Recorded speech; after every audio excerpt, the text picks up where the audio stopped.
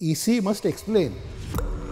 आमचं म्हणणं नाही आहे की तुम्ही 100% सगळं उत्तम काम करू शकता. भारतातली कुठलीही संस्था तुम्ही बघा, भारतीय रेल्वे बघा, भारतीय बँकिंग सिस्टीम बघा, भारतातल्या विमान कंपन्या बघा, इतका मोठा देश आणि इतकी संख्या असल्यामुळे सगळ्या सरकारी संस्था आहेत, त्याच्यामध्ये कुठेतरी चुका, कुठेतरी ते मॅनेज करणं न जमणं असे प्रकार होऊ शकतात. पण ते तुम्ही एवढ्या मोठ्या प्रमाणावर बाहेर आल्यानंतर त्याच्यावर आम्ही काय ॲक्शन घेतो आहे किंवा काय झालं असू शकतं, आम्ही याची चौकशी करतो की हो बाबा असं काहीतरी थोडं आहे, आम्ही बघतो, असं या सगळ्या संस्थांमध्ये, या सगळ्या सरकारी संस्था आहेत त्याच्यामध्ये झालं पाहिजे अशी लोकशाही म्हणून आपली अपेक्षा आहे. त्याच्याऐवजी पूर्ण शांतता अशी असणं किंवा भारतीय जनता पक्षाने लगेचच दुसऱ्या बाजूनी म्हणजे इलेक्शन कमिशन या बाजूनी गप्प आहे आणि दुसऱ्या बाजूनी भारतीय जनता पक्ष लोकसभेतले विरोधी पक्षनेते राहुल गांधी यांच्यावरच हल्ला करायला सुरुवात करणं, शाब्दिक हल्ला, असं जे आहे ते मला वाटतं की बरोबर नाही. निवडणूक आयोग हा पूर्ण निष्पक्ष आहे याच्यावर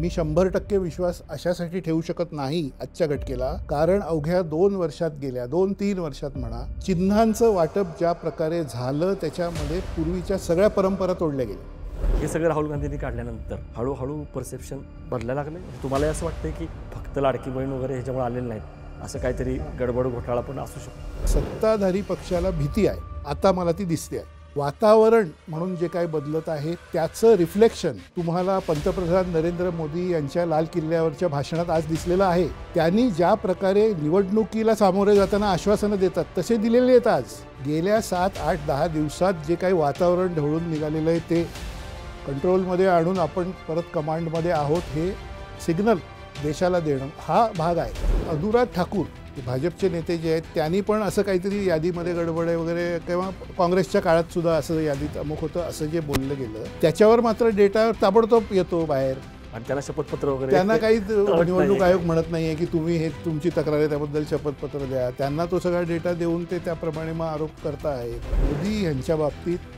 मी तुम्हाला ठामपणे सांगतो की 75 वय झालं म्हणून नरेंद्र मोदी यांनी पंतप्रधान पदावरून ते पाय उतार झाले असं होणार नाही.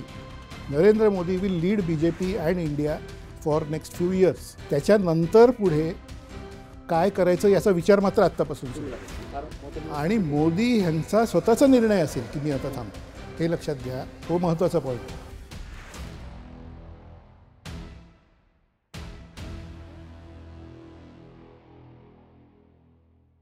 नमस्कार. बोलबिडू चर्चामध्ये सगळ्यांचं परत एकदा स्वागत.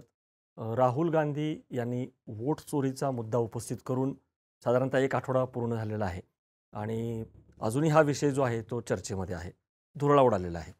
राहुल गांधी यांच्या शब्दात सांगायचं तर त्यांनी अणुबॉम्ब फोडलेला आहे आणि ते स्वतःच म्हटले की हे ट्रेलर हे पिक्चर अभी बाकी आहे, म्हणजे कदाचित अजून त्यांच्या पोतडीमध्ये काही गोष्टी असू शकतात.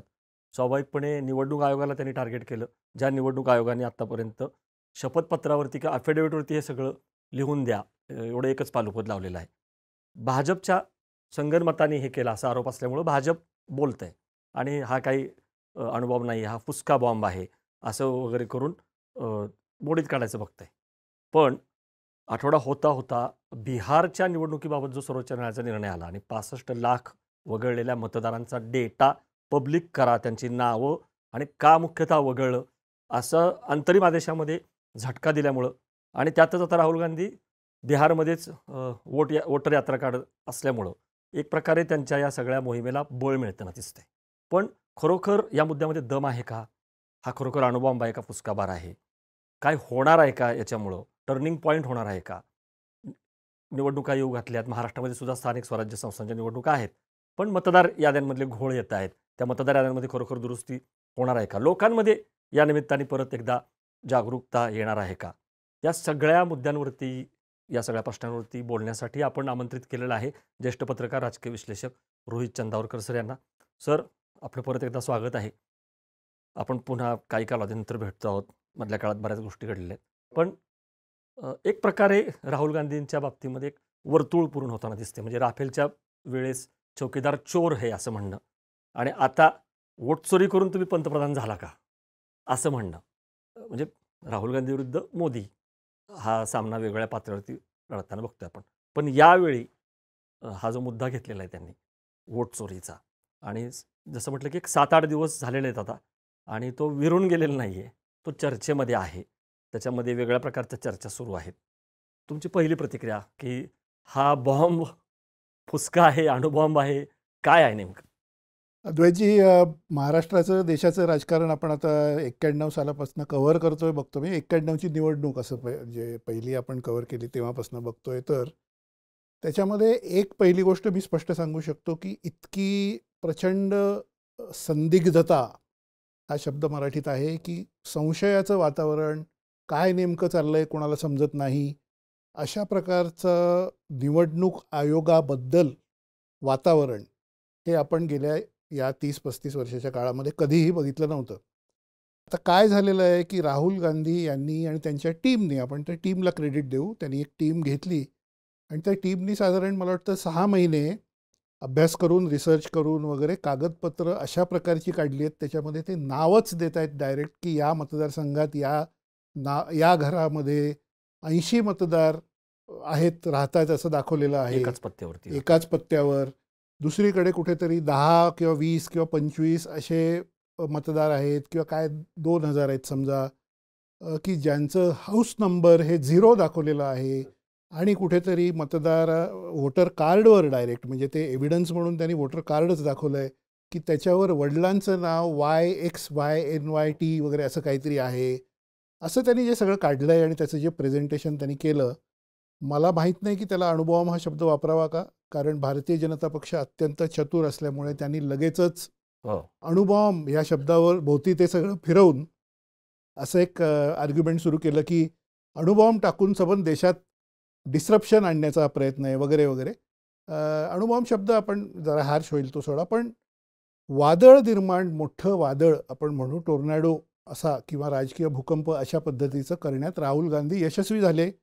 निदान आम्ही आता इथे चर्चेला बसलो आहोत, हजारो लाखो लोक याबद्दल बोलत आहेत. तुम्ही जर माध्यमं बघितली तर कन्व्हेन्शनल माध्यमं वगळता बाकी सगळ्या नवीन माध्यमांमध्ये याच्यावर प्रचंड चर्चा गेले 5-6 दिवस सुरू आहे. आणि या सगळ्याचा पीक तुम्ही जो मेन्शन केला तो नुकताच झाला आहे, तो म्हणजे सुप्रीम कोर्टाने, देशातल्या सर्वोच्च संस्थेने असा निर्णय दिला आहे नुकताच की 65 लाख मतदारांची नावं जी वगळली गेली, ती कशी वगळली गेली, कोण आहेत ते मतदार, हे सगळं जगासमोर मांडा. तर मला असं वाटतं की राहुल गांधी यांच्या स्पेसिफिक बाबतीत तुमचा जो प्रश्न आहे त्याच्यावर मी असं म्हणेन, या प्रश्नाच्या उत्तरात समराईज करण्यापुरता, की राहुल गांधी हे नॉन सिरियस आहेत. राहुल गांधी हे आपले परदेशी दौरे करत असतात, ते पार्ट टाईम राजकारणी आहेत, त्यांना काही इंटरेस्ट नाही वगैरे, अशी जी सुरुवात 2012-13 पासून, म्हणजे मनमोहन सिंग यांचं सरकार जाणं आणि मोदी यांचं सरकार येणं, या काळाच्या थोडं आधीपासून, अण्णा हजारे यांचं आंदोलन वगैरे तेव्हापासून जे वातावरण निर्माण झालं होतं किंवा करण्यात आलं होतं असं आपण म्हणू, मीडियातून, सोशल मीडियातून, त्या वातावरणाला छेद देणारा असा हा सगळा प्रकार गेल्या एका आठवड्यात झालेला आहे. त्याची सुरुवात अर्थातच तुम्हालाही माहिती आहे, तुम्ही चांगलं जवळून बघितलं की राहुल गांधी यांच्या 2 यात्रा, त्याच्यामध्ये त्यांनी एक कमिटमेंट देण्यासारखं करणं वगैरे, म्हणजे आपली कमिटमेंट आहे, आपण देशासाठी दक्षिणेपासून उत्तरेपर्यंत चालतोय, पूर्वेपासून पश्चिमेपर्यंत चालतोय, बसनी जातोय, जे काय असेल, हे करून एक दाखवलं. आणि त्याच्यानंतर दुसरा मला वाटतं सगळ्यात मोठा एक सिग्नल, ज्याच्याबद्दल जनतेच्या मनात थोडं एक कॉन्फिडन्स विरोधी पक्षांबद्दल निर्माण व्हावा, ती ही घटना आहे की त्यांनी असा रिसर्च करून देशातल्या 2-3 राज्यांमध्ये, विशेषतः महाराष्ट्राचा त्याच्यामध्ये उल्लेख आहे काही मतदारसंघांचा, तर किती गडबड अशी असू शकते आणि काय सगळं सुरू आहे याच्याबद्दल हा रिसर्च मांडलेला आहे. आणि मला वाटतं ते फार गांभीर्याने घेतलं पाहिजे. आणि त्यांनी, म्हणजे राहुल गांधी एका कॉन्स्टिट्युशनल पदावर आहेत, लोकसभेतले विरोधी पक्षनेते या पदावर आहेत. त्यांनी ज्या संस्थेवर आरोप केला ती क्वाझी ज्युडिशियल ऑर्गनायझेशन आहे, त्याच्यामुळे याची चौकशी सुप्रीम कोर्टाने करणं किंवा हे सगळं सुप्रीम कोर्टात जाणं आणि सुप्रीम कोर्टाने ह्याच्यावर पूर्ण चौकशीचे आदेश किंवा ह्याची स्क्रुटिनी करणं हेच योग्य ठरेल. आणि ते त्या दिशेने जातंय असं दिसतंय. तुम्ही वादळ शब्द वापरला, त्यामुळे हे पेल्यातलं तर वादळ नाही आहे, कारण वादळ म्हटलं की परत पेल्यातलं वादळ असं म्हणतात. आणि तुम्ही त्याचा उल्लेख केला की 6 महिने तयारी, एक प्रकारे ऑपरेशन महादेवपुराच याला म्हटलं तरी हरकत नाही.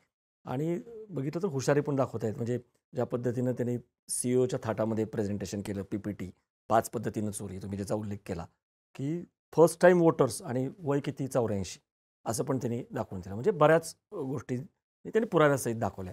पण याच्यावरती निवडणूक आयोग जे तुम्ही सांगितलं, की जी एक संस्था आहे संविधानात्मक, त्याची रिॲक्शन जी आहे ती याच्या पलीकडे जायलाच तयार नाही, की शपथपत्रावरती द्या, ॲफिडेव्हिट. त्याच्यावरती उत्तर देऊन झालं, हा डेटा तुमचाच आहे, मी का शपथ देऊ? त्यामुळे कुठेतरी निवडणूक आयोगाकडं या सगळ्याची उत्तरं नाही आहेत असं वाटतं. म्हणजे मला तुम्हाला बरोबर आहे. लॉजिकली हाच पुढचा प्रश्न येऊ शकतो आणि मला असं वाटतंय बघा, की निवडणूक आयोगाच्या बाजूनी आपण एक मुद्दा मांडू शकतो. आपण नेहमी बॅलन्स देतो त्यानुसार आपण तो दिला पाहिजे. राहुल गांधी यांनी काय अचीव्ह केलं हे आपण आधी बोललोय आता. निवडणूक आयोगाच्या बाजूने मी असा एक मुद्दा मांडेन, की एवढी मोठी अवाढव्य यंत्रणा आहे. तुम्हालाही चांगलं माहिती आहे. नुसत्या महाराष्ट्रातच 9 कोटी मतदार आहेत. बघा 13 कोटी 14 कोटी लोकसंख्या आहे, त्याच्यापैकी 9 कोटी मतदार आहेत. तर हे अवाढव्य काम आहे, पहिली गोष्ट. दुसरी गोष्ट, आपण पॉलिटिक्स जवळनं कव्हर केलं आहे. निवडणूक आयुक्त वगैरे महाराष्ट्रासाठीचे जे आहेत त्यांना आपण भेटलेलो आहे. मग डिलिमिटेशनचा एक्सरसाइज मी इकॉनॉमिक टाइम्समध्ये असताना सुरू होता, तर त्यावेळी मी महाराष्ट्राच्या निवडणूक आयुक्तांना रेग्युलर भेटायचो वगैरे. तर माहिती थोडी अशी मी देऊ शकतो प्रेक्षकांना, की निवडणूक आयोगाकडे स्वतःचा स्टाफ असं काही नाही आहे. निवडणूक आयोग हा सरकारी स्टाफ निवडणूक काळामध्ये घेतो. निवडणूक आयोगाचे म्हणून काही कर्मचारी आहेत, अधिकारी कर्मचारी काही आहेत. पण निवडणूक घेण्यासाठी, मतदार याद्या बनवण्यापासून बाकीच्या कामांसाठी किंवा प्रत्यक्ष मतदान होतं जेव्हा महाराष्ट्रासारख्या मोठ्या राज्यामध्ये, तेव्हा ते सगळं एक्झिक्यूट करण्यासाठी तुम्ही बघितलं असेल की त्यांना डेप्युटेशनवर सरकारी कर्मचारी जे इतर खात्यात काम करत असतात एरवी, त्यांना घ्यावं लागतं आणि त्यांच्या मदतीने हा सगळा निवडणुकीचा एक्सरसाइज होतो. त्याच्यामुळे काय आहे की त्याच्यामध्ये ज्या प्रकारचं प्रोफेशनलिझम पाहिजे, जे अपेक्षित आहे भारतासारख्या जगातल्या सगळ्यात मोठ्या लोकशाहीमध्ये, जे मतदार संख्या या दृष्टीने बघितलं तर एवढा मोठा देश आहे, या देशामध्ये प्रोफेशनलिझम ज्या पद्धतीचं पाहिजे ते ठेवू शकत नाहीत. म्हणजे त्यांचा स्टाफची कमतरता, निधीची कमतरता, बाकीच्या गोष्टी वगैरे. आता शिक्षकांना, सरकारी शाळेतल्या शिक्षकांना ते निवडणुकीच्या काळामध्ये कामावर लावतात. तुम्ही बघितलं असेल की घरोघरी जाऊन त्या याद्या क्रॉस चेकिंग करणं, हे बघणं वगैरे वगैरे. तर ते लिमिटेशन त्यांना आहेत, असा आपण एक मुद्दा त्यांना ग्रांट करू. त्याच्यामुळे काय होतं की निवडणूक आयोगाने काही एफिशियन्सी दाखवायचा प्रयत्न केला तरी चुका या राहतात काही अंशी. 1% चुका राहतात, 2% राहतात. मतदार यादीबद्दल मी म्हणतोय. बरोबर. मतदार याद्या चेक करणं, सगळ्यांची नावं आहेत की नाही हे बघणं वगैरे वगैरे. पण दुसरी बाजू अशी आहे, निवडणूक आयोगावर टीका करण्यासारखा मुद्दा असा आहे की हे सगळं एवढं झाल्यावर निवडणूक आयोग पूर्ण गप्प का आहे? आणि तुमचा प्रश्न जो आहे की फक्त त्यांनी ॲफिडेव्हिट करा, प्रतिज्ञापत्र करा, ह्याच्या पलीकडे काहीतरी खुलासा दिला पाहिजे ना, की ही सगळी डिजिटल डेटा मागतायत. डिजिटल डेटा द्या, 15 मिनिटांमध्ये मी एआयच्या माध्यमातून ते दाखवतो. एवढं मोठं आव्हान दिले. जर दम नसेल तर तुम्हाला संधी आहे ना, की त्यांना दूध पाणी आपण म्हणतो तसं करण्याची. तर ते पण ते द्यायला तयार आहे. तर राहुल गांधी यांनी म्हणजे 5 प्रकारचे जे गडबडी दाखवल्यात, त्यातल्या एका गडबडीत त्यांनी म्हटलं की 40,000 नावांच्या बाबतीत अमुक झालंय, नंतर 12,000 नावांच्या बाबतीत अमुक झालंय. म्हणजे पत्त्यांचं चुका होणं किंवा फोटो छोटा येणं, हे 6,000 लोकांच्या बाबतीत झालं. एवढाचा फोटो आहे तर कळतच नाही. मतदार कार्ड जे असतं, ओळखपत्र जे असतं, त्यावर फोटो एवढा छोटा आहे, तो कोण माणूस हेच कळत नाही, हे कसं काय आहे, असे 6,000 आहेत वगैरे, असं त्यांनी तो डेटा दिला. आता मला असं वाटतं की हे इतकं ठोस आहे आणि इतकं स्पष्ट आहे की त्याच्यावर निवडणूक आयोगाने ताबडतोब चौकशी करून तिथल्या जिल्हाधिकारी किंवा कोणामार्फत ह्याच्यात नेमकं काय झालं, आणि जर चूक असेल तर काहीतरी एरर आहे, आम्ही ते करेक्ट करतो आहे, असा सिग्नल मीडियाशी बोलून, दिल्लीमध्ये पत्रकार परिषद घेऊन काहीतरी करून दिला पाहिजे. प्रेस रिलीज काढून दिला पाहिजे. अनेक मार्ग आहेत ते स्पष्टीकरण देण्याचे. काहीतरी ॲक्शन घेतली पाहिजे.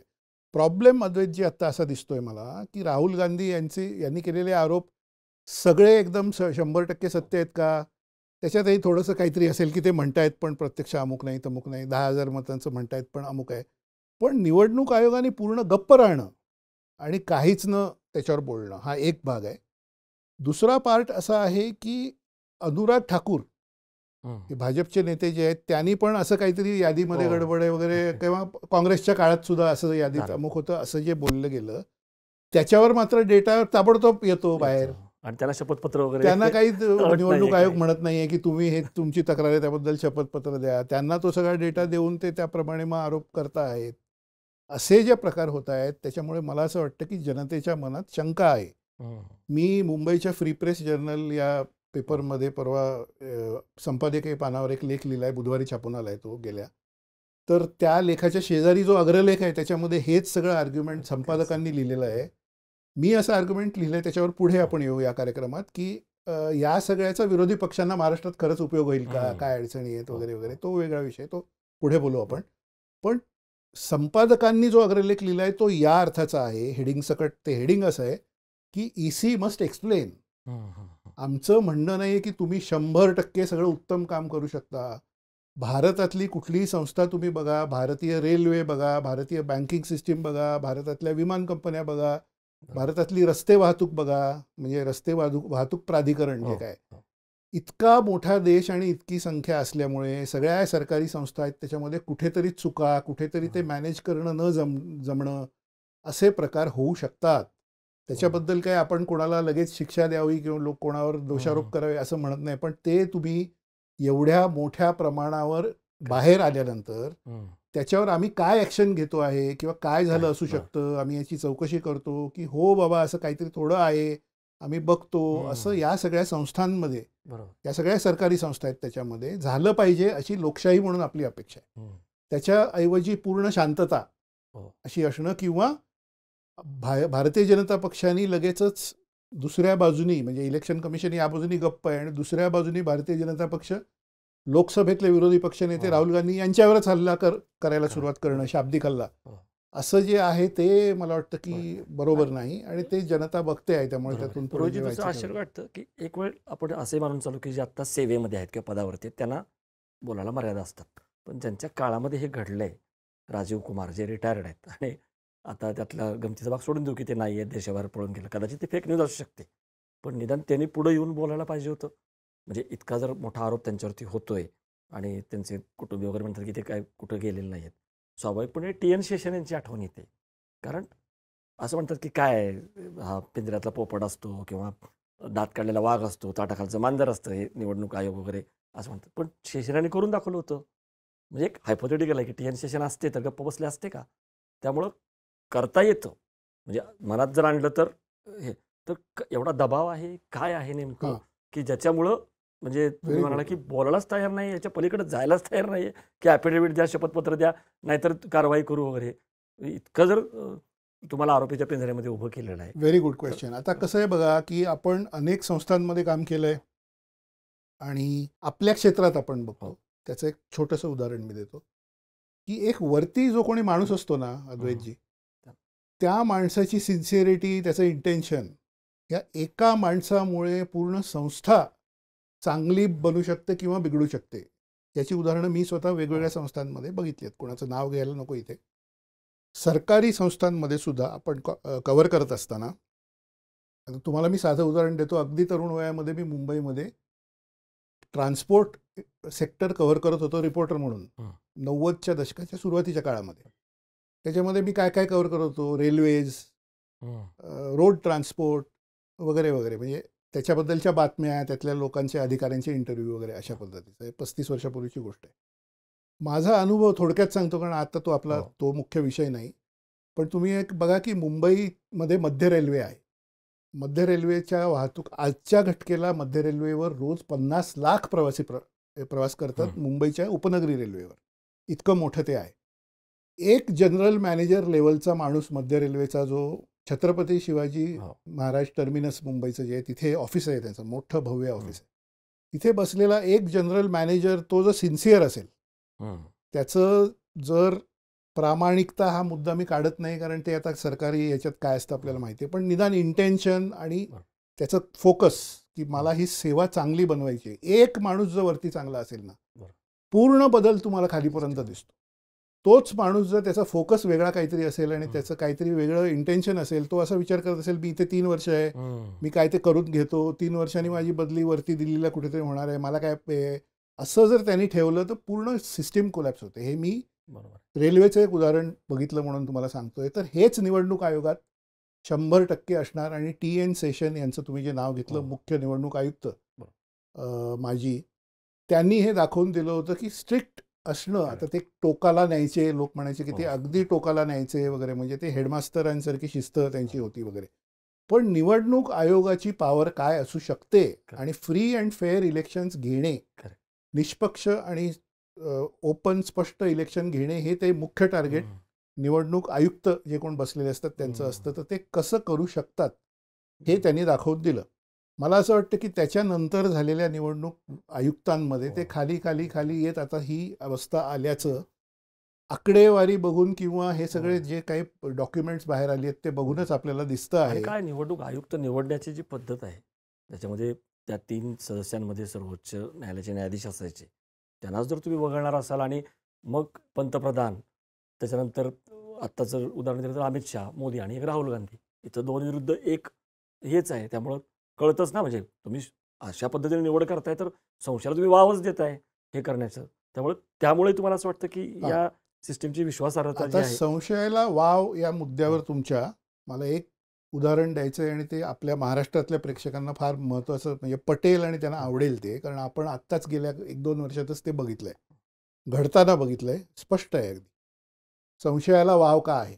निवडणूक आयोगाचं म्हणणं आहे की राहुल गांधी जे म्हणतायत म्हणजे ते त्यांनी स्वतः काही प्रेस स्टेटमेंट दिलेलं नाही किंवा नाही, पण त्यांनी असं म्हटलंय, म्हणजे त्यांनी असं इंडिकेट केलं की राहुल गांधी जे म्हणतात तसं काही नाही, त्यांनी ॲफिडेव्हिट द्यावं, त्यांना खरंच त्यांचा भरोसा आहे का ते जे बोलतायत त्याच्यावर वगैरे वगैरे अशा अर्थाचं त्यांचं आहे. या निवडणूक आयोगाच्या म्हणण्यावर मी विश्वास ठेवला असता डोळे झाकून, जर ज्या पद्धतीने महाराष्ट्रात 2 प्रादेशिक पक्ष विभाजित झाल्यावर चिन्ह दिली गेली नवीन गटांना, हा फार महत्त्वाचा मुद्दा आहे आणि मला वाटतं प्रेक्षकांनी तो लक्षात घेतला पाहिजे. निवडणूक आयोग हा पूर्ण निष्पक्ष आहे याच्यावर मी 100% विश्वास अशासाठी ठेवू शकत नाही आजच्या घटकेला, कारण अवघ्या 2 वर्षात गेल्या 2-3 वर्षात म्हणा, चिन्हांचं वाटप ज्या प्रकारे झालं त्याच्यामध्ये पूर्वीच्या सगळ्या परंपरा तोडल्या गेल्या. तुम्ही लक्षात घ्या की तुम्ही आणि मी मिळून एक राजकीय पक्ष समजा चालवत असू, आपण 10 वर्ष पक्ष चालवतोय, 20 वर्ष पक्ष चालवतोय, नंतर तुमच्यात आणि माझ्यात जर डिस्प्यूट झाला आणि आपण असं ठरवलं की तुमचा पक्ष वेगळा आणि माझा पक्ष वेगळा, आपल्या पक्षाचं एक काहीतरी चिन्ह असेल, समजा काही चिन्ह असेल, समजा विमान हे चिन्ह असेल समजा, तर आपण मागणी काय करणार की मला विमान चिन्ह पाहिजे, तुम्ही मागणी करणार तुम्हाला विमान चिन्ह पाहिजे. निवडणूक आयुक्त जे बसलेले आहेत त्यांचं पहिलं काम काय आहे?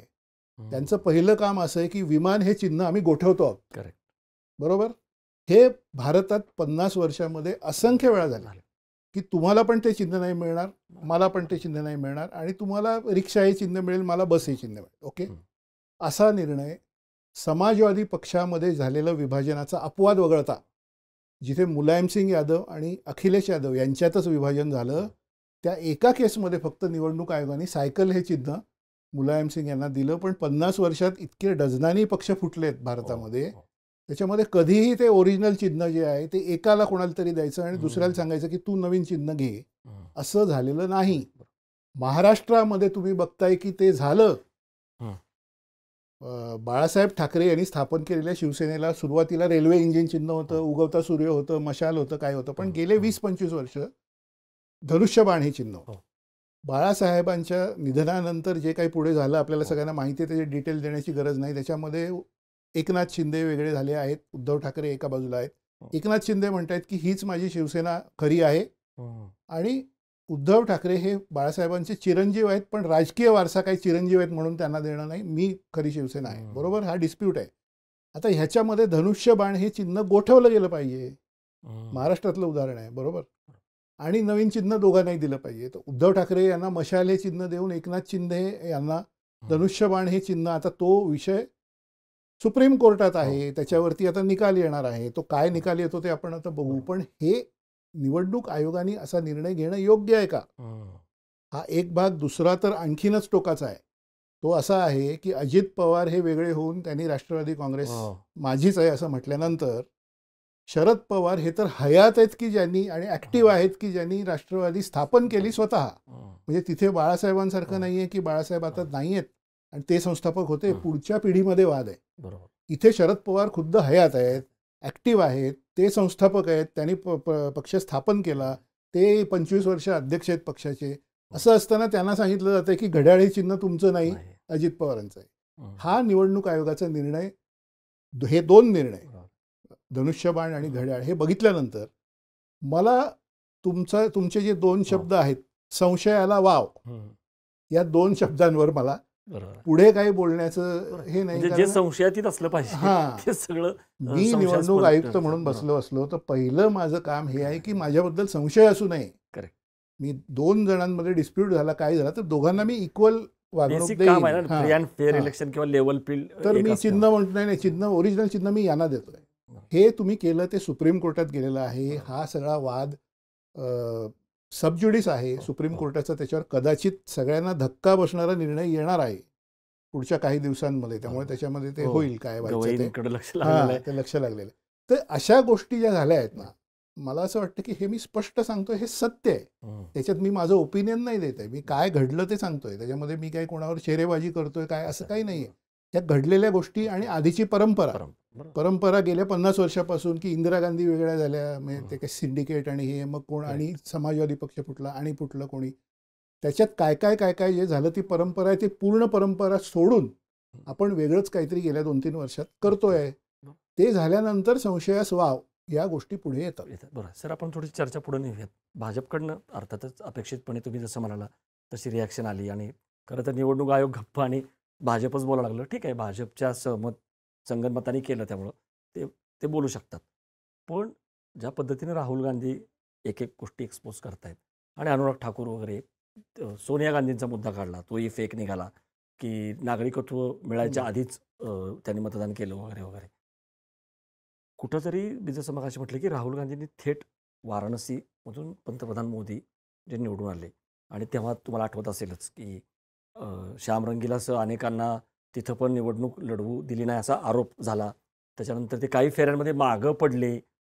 त्यांनाच तीच निवडणूक कुठंतरी पिंजऱ्यामध्ये, मी जसं म्हटलं की वोट चोरी करूनच तुम्ही पंतप्रधान झालेला इथपर्यंत दिसतंय. तर राहुल गांधींचा हा कॉन्फिडन्स आहे वाढलेला का अनाठाई आहे काय? आता याच्या आपण इम्पॅक्टकडे जाऊयात. काय घडताना तुम्हाला दिसतंय? बिहारचा तर आपण बघितलाच, तो झटका आहे. जरी अंतरिम आदेश असला तरी तो सगळा डेटा द्यावा लागणार आहे. तिथंच आता ते पदयात्रा पण काढणार आहेत. म्हणजे मला वाटतं की पुढं भविष्यवेध घेतला पाहिजे पत्रकार म्हणून. तर तुम्हाला काय वाटतंय की या सगळ्याचं आता पुढची दिशा किंवा ते जे म्हणतात की पिक्चर अजून बाकी आहे, काय वाटतं तुम्हाला म्हणजे वेगवेगळ्या शक्यता? एक मी मगाशी उल्लेख केला आणि त्याच्यावर मी पुढे बोलतो असं म्हटलं होतं, ते मी आता बोलतो की राहुल गांधी यांनी जे काही आरोप केलेले आहेत किंवा जे काही पुरावे दिलेत की डॉक्युमेंट्स दिलेत वगैरे, त्याचा राजकीय इम्पॅक्ट काय होईल असा एक लेख मी लिहिला आहे, बुधवारी छापून आला आहे तो. त्याच्यामध्ये माझं म्हणणं असं आहे की केवळ राहुल गांधी यांनी वरच्या लेवलला असे आरोप करून देशभरामध्ये त्याचा एक मानसिक इम्पॅक्ट सगळ्यांवर होणं, हे जरी राहुल गांधी यांच्या टीमनी केलेलं हार्डवर्क आणि मोठं काम आणि एक इन्व्हेस्टिगेटिव्ह रिपोर्टिंग असतं ऑलमोस्ट तशा पद्धतीचं ते आहे वगैरे जरी असलं तरी केवळ तेवढ्यावर राजकीय चित्र बदलेल का? पुढचे राजकीय निकाल, पुढची राजकीय वाटचाल ह्याच्यावर त्याचा इम्पॅक्ट होईल का, असा प्रश्न त्याच्यात उपस्थित केला गेला. आणि त्याच्यात महाराष्ट्राची एक केस स्टडी म्हणून महाराष्ट्रातलं सगळं चित्र त्याच्यात मांडलेलं आहे. देशाच्या इतर राज्यांमध्येही तसंच जवळपास आहे. ते असं आहे आणि ते तुम्हालाही चांगलं माहिती आहे, आपल्याला सगळ्यांना इथे बसलेल्या माहिती आहे की वरच्या लेवलला राहुल गांधी यांची सिन्सिअरिटी किंवा ते काय जे करतायत त्याच्यामध्ये त्यांची कमिटमेंट किंवा त्यांची टीम, आणि ती टीम आता यंग लोकांची आहे, हे सगळं डिजिटल गोष्टी वगैरे सगळं करतायत वगैरे सगळं जरी असलं तरी पक्षाचं एक केडर, पक्षाची एक बूथ लेवलपर्यंत एक रचना, पक्षाचे कार्यकर्ते स्वतःहून बाहेर पडणं आणि निवडणूक नसलेल्या काळात सुद्धा त्यांनी पक्षासाठी काहीतरी चालू ठेवणं काम किंवा मतदारांपर्यंत पोचणं किंवा काही करणं, म्हणजे कामं करणं मतदारांची काही करणं असं वगैरे नसल्यामुळे केवळ वरच्या लेवलला हे आरोप होऊन एक सिस्टीम सगळी हादरली तरी त्याचा पुढे राजकीय ग्राउंडवर इम्पॅक्ट किती होईल याच्याबद्दल माझ्या मनात फार मोठी शंका आहे अद्वैत. आणि तुम्हाला मी साधं एक उदाहरण काल मी अनुभवलेलं सांगतो की काल माझी कार मी सर्व्हिसिंगला टाकली इथेच जवळ कुठेतरी, आणि कार सर्व्हिसिंगला दिल्यानंतर घरी परत जाण्यासाठी मी रिक्षा घेतली. बऱ्याच वर्षांनी मी पुण्यात रिक्षा घेतली. रिक्षाच्या मीटरवर पावसाळ्यापासून प्रोटेक्शनसाठी एक उत्तम क्वालिटीचं लेदर आणि प्लॅस्टिकचं कव्हर होतं आणि त्याच्यावर कमळाचं चित्र आणि देवेंद्र फडणवीस आणि नरेंद्र मोदी यांचे फोटो होते. ते मी सोशल मीडियावर टाकावशा विचारत होतो पण म्हटलं जाऊ दे. तर रिक्षा चालक होते, त्यांना मी विचारलं हे काय आहे? ते म्हणाले अहो मला कालच पेट्रोल पंपावर मोफत मिळालं जे कोणी CNG भरण्यासाठी रिक्षा चालक लाईनमध्ये होते हो, त्यांना सगळ्यांना मोफत ते कार्यकर्ते होते ते देत होते. आता ह्या गोष्टी ज्या आहेत ना, हे मी तुम्हाला एक साधं हो. 24 तासापूर्वीचं उदाहरण सांगतो. हे तुम्हाला काँग्रेसचं कुठे दिसतंय का असं काही? काँग्रेस असो, राष्ट्रवादी असो, काही असो, म्हणजे ही यंत्रणा मी तुम्हाला एक ग्रासरूट लेवलचं एक उदाहरण म्हणून सांगतो की ही 24/7 चालू आहे. बरोबर काय लेवलला सगळं आहे. पुण्यातल्या सगळ्या वस्त्यांमध्ये, बरोबर. म्हणजे कोथरूड असेल, मध्यवस्ती असेल, कुठे सिंहगड रोड असेल, सगळे भाग असतील, किंवा मुंबईमध्ये, ठाण्यामध्ये तुम्ही बघा हो. कशा लेवलचं एक ऑपरेशन ज्याला आपण म्हणू शकतो. म्हणजे निधीच्या वाटपापासून सगळी मदत, होर्डिंग्स, पोस्टर्स वगैरे सगळं जे आहे, महाराष्ट्राचं एक आपण केस स्टडी म्हणून उदाहरण उचलू आणि ते असं बरं, जाऊ. इलेक्शन मोडवरती असणं 24 हां. तासाचं काय असतं, तुम्ही फार महत्वाचा मुद्दा मांडला. महाराष्ट्रामध्ये लास्ट लाईन हो. बोलतो. महाराष्ट्रामध्ये महापालिकेच्या निवडणुका, जिल्हा परिषदेच्या निवडणुका अजून किती महिन्यांनी होतील याचा पत्ता नाही आहे. कदाचित त्या जानेवारीपर्यंत होणार नाही आहेत, फेब्रुवारीपर्यंत होणार नाहीत. पण आत्ता ऑगस्ट महिन्यामध्ये जर तुम्हाला भाजपचा असा प्रेझेन्स दिसतो, तर एकच मी त्याच्यावर बोलतो की राहुल गांधी यांच्या आरोपांचा आणि त्या सगळ्याचा परिणाम हा या ग्रासरूट लेवलला किती काळ टिकेल, काय होईल त्याचं. आणि तुमच्या पहिल्या प्रश्नाचं, म्हणजे या प्रश्नामध्ये तुम्ही जी सुरुवात केली त्याचं उत्तर असं की वाराणसी सारख्या ठिकाणी तुम्ही जे सांगितले की पहिले काही राऊंड्स त्याच्यामध्ये जे काय होत होतं ते मला वाटतं भारतीय जनता पक्षासाठी सुद्धा शॉकिंग होतं. आता त्याच्यामध्ये मॅनिप्युलेशन झालं नाही झालं याला आपल्याला काही हे नाही, कारण कशी आकडेवारी फिरते, 6 विधानसभा मतदारसंघ, 7 विधानसभा मतदारसंघ मिळून ते असतं आणि 1-2 ह्याच्यात ती फिरते वगैरे, हे ठीक आहे. पण मी तुम्हाला एवढं सांगू शकतो की वाराणसीची मतमोजणीची प्रक्रिया ही भाजपसाठी धक्कादायक होती.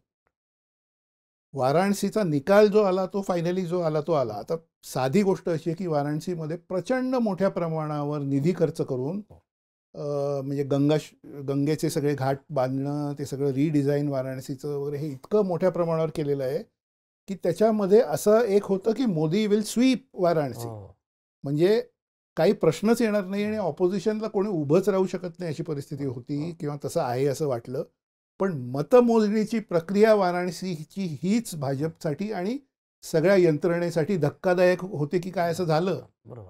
त्याच्यातून पुढे अर्थातच शेवटच्या 2 राऊंडमध्ये ते झालं. आपण इथे बसून असं स्पष्ट म्हणू शकत नाही की मॅनिप्युलेट होतं नाही होतं, कारण तसं महाराष्ट्रात सुद्धा झालं की शेवटचे 1-2 राऊंड धुळ्याबद्दल खूप बोललं जातं किंवा अनेक ठिकाणी बोललं जातं असं की 2 विधानसभा मतदारसंघात देवेंद्र फडणवीस नेहमी ते उदाहरण देतात की एक अल्पसंख्याकांची जास्त संख्या असलेल्या मतदारसंघांनी अख्खा स्वीप केला, बाकीच्या 5 लोकसभेच्या 5 मतदारसंघाचा सगळा हे फिरवला. तर आणि त्याच्यात तो महाविकास आघाडीच्या बाजूला गेला शेवटच्या मतमोजणीमध्ये. तर त्यामुळे महाविकास आघाडीच्या फेवरमध्ये सुद्धा तसे लोकसभेच्या वेळी काही निकाल लास्ट फेजमध्ये फिरले. पण वाराणसीची मतमोजणीची प्रक्रिया ही मात्र धक्कादायक होती आणि ते कोणाला अपेक्षित नव्हतं की मोदी 4,000 मतांनी मागे असतील कुठल्याही राऊंडमध्ये. बरं, मी मगाशी जो म्हणतो फार महत्त्वाचा उल्लेख केला की काँग्रेसची जी बूथ यंत्रणा आहे, म्हणजे आता राहुल गांधीने आता केलं, ठीक आहे, तुम्ही जसं म्हणाला की एक इन्व्हेस्टिगेटिंग आणि एक केस स्टडी घेऊन एका मतदारसंघामध्ये जर इतक्या गोष्टी असतील तर नॅचरली इतर मतदारसंघामध्ये किती असेल. पण प्रश्न स्वाभाविकपणे हा पडतो की जेव्हा मतदान होतं त्याच्या आधी तुम्हाला मतदारी यादी तुमच्याकडे असते, जरी ती सदोष असते तरी असते, तुमची एक यंत्रणा असते, जशी भाजपची पन्ना प्रमुख वगैरे अमित शहाचं नेहमी कौतुक करतात, मेरा बूथ सबसे मजबूत वगैरे. काँग्रेसची पण आहे, वर्षानुवर्ष घरी स्लिप येतात, त्यानिमित्ताने मतदानाची एक प्रचार फेरी पण होते. अलीकडं 10 वर्षामध्ये तुम्हाला अनुभव असेल, मला याला किंवा मी ज्या लोकांशी बोललो, काँग्रेसकडनं स्लिपा पण येत नव्हत्या, कारण त्या इतक्या महत्त्वाच्या असतात की मतदान केंद्राच्या बाहेर तुमचे बूथ पण लागलेले असतात, तुमच्याकडे यादी असते, कोण आला, कोण म्हणजे आपला मतदार आला का, एक अंदाज असतो बाबा, किंवा ह्यांना आता बाहेर काढावं लागेल वगैरे. तर हे सगळं एक्झरसाईज जो आहे तो कुठं केला. म्हणजे आत्ता बाळासाहेब थोरातांसारखा नेता की जो 7 वेळा निवडून आले आणि पडले, तेव्हा पण चर्चा होती, आरोपच होते अर्थात की प्रवरानगर या संस्थेमध्ये विखे पाटलांच्या जे बाहेरून येत आहेत उमेदवार ते आणि त्यांच्या नातेवाईकांनी म्हणे हे केलं, किंवा पृथ्वीराज चव्हाण जे आता कोर्टात चाललेत वगैरे. मग हे काय गाफील राहिले म्हणायचं काय. म्हणजे तुम्हाला जर इतका सगळा या सगळ्या मतदार यादीमधले सगळे तुम्हाला घोळ दिसत होते, तर हे काय करत होते. याच्यामध्ये अद्वैतजी 2 फॅक्टर आहेत, 2 किंवा 3 फॅक्टर आहेत आणि ते आपण स्पष्टपणे दिसतात, क्लिअर आहेत. म्हणजे ते अगदी 5-10 वर्ष काम केलेल्या रिपोर्टर्सना सुद्धा दिसतील असे ते असे की लोकसभेच्या मतदानामध्ये बघा ना तुम्ही भाजपला किती फटका बसला. हो. म्हणजे असं नाही आहे की लोकसभेचं मतदान होईपर्यंत सगळं काहीतरी बदलून टाकलं होतं किंवा भाजपला आपण हरू अशी शंका होती म्हणून त्यांनी मॅनिप्युलेशन केलं, असं निदान लोकसभेच्या मतदानापर्यंत झालं नव्हतं. म्हणजे मे जून महिना 2024 या काळात लोकसभेचं मतदान झालं, तोपर्यंत झालं नव्हतं. काही प्रॉब्लेम नव्हता, कारण निकालातूनच ते दिसतंय, जे अपेक्षा होती तसे ते लोक जिंकले किंवा आपल्याला दिसत होतं की इथे असं होईल, तर त्या प्रकारचं ते दिसलं वगैरे वगैरे.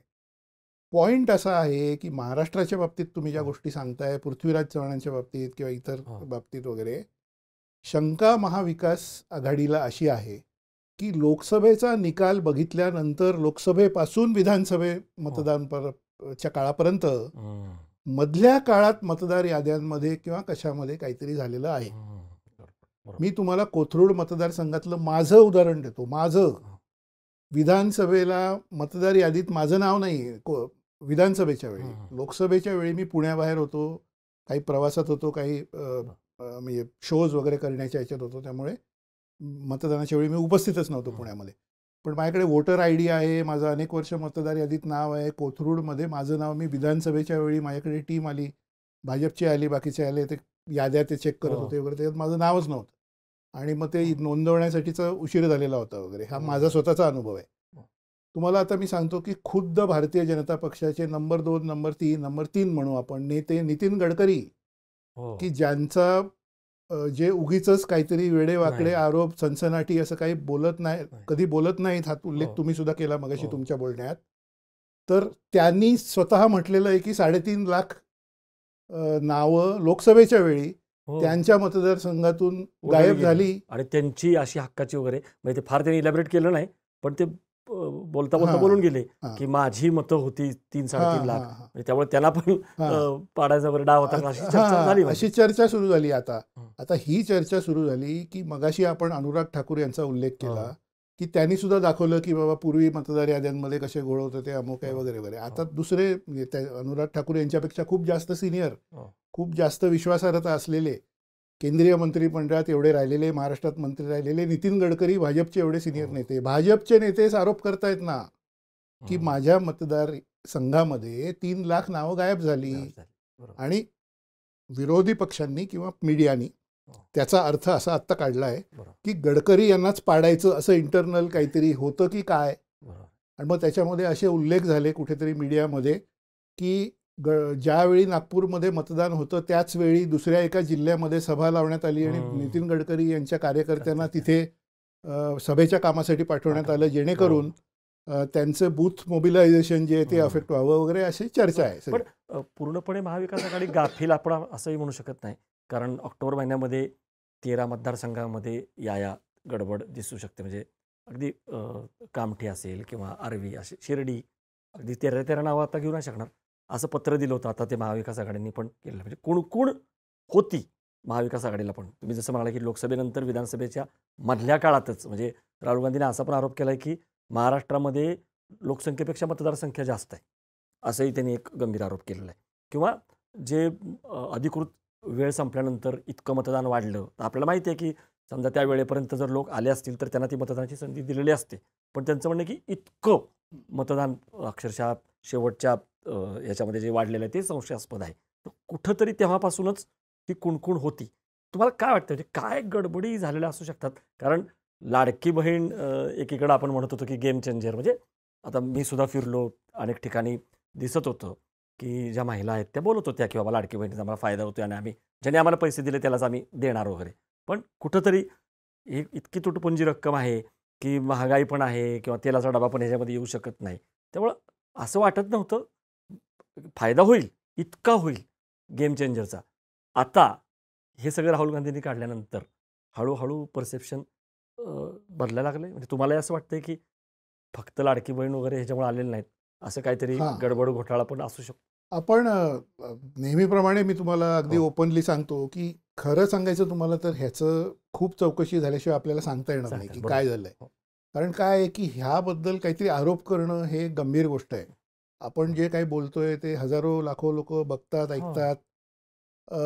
मला इन्फ्लुएन्स जो दिसतोय तो लाडकी बहिणीचा खूप दिसतोय.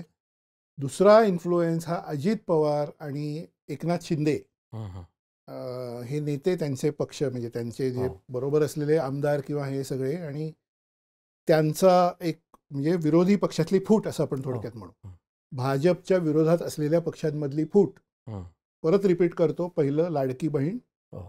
दुसरं भाजपच्या विरोधात असलेल्या पक्षांमधली फूट, हं. एकनाथ शिंदे यांच्यामुळे आणि अजित पवार यांच्यामुळे हो. त्या पक्षांमध्ये फूट झाली ती. बरोबर.